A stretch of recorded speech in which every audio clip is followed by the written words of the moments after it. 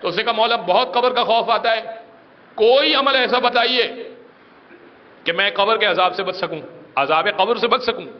امام نے فرمایا کہ زیارت عاشورہ پڑھا کر، وارثہ نہیں، زیارت امام حسین بہت ساری ہیں۔ اس نے کہا مولا زیارت عاشورہ سے کیا تعلق ہے موت کے اور قبر کے عذاب کا؟ قبر کے عذاب کو کیا تعلق ہے؟ امام نے فرمایا تو اس جملے پہ جب پہنچتا ہے اللہم ارزقنی شفاعت الحسین یوم الورود، اس سے کیا مراد لیتا ہے؟ یوم ورود کون سا ہے؟ کہا مولا نہیں معلوم۔ یوم ورود یعنی وہ دن جس دن میں اتارا جاؤں گا، وارد ہوں گا، آؤں گا۔ کہا مولا نہیں معلوم۔ امام نے فرمایا قبر کا دن، جس دن قبر کا دن ہوگا اس دن حسین کی زیارت ہوگی، اس دن حسین کی شفاعت ہوگی، زیارت عاشورہ پڑھا کر۔